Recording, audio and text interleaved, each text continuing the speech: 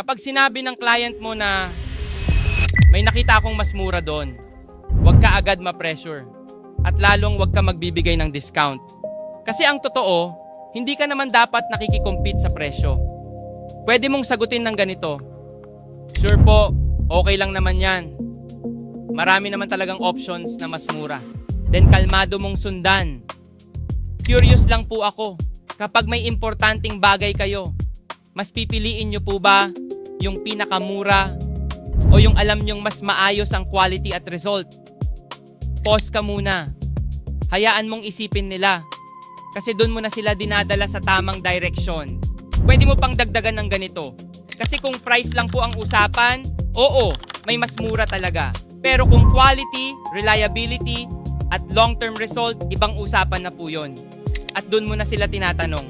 So ang tanong po talaga, ano po ba ang mas importante sa inyo ngayon?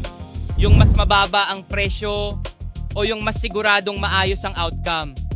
Tapos tahimik ka ulit. Kasi minsan, hindi mo kailangan ipaglaban ang presyo mo. Kailangan mo lang iparealize sa kanila na magkaiba ang mura at may value.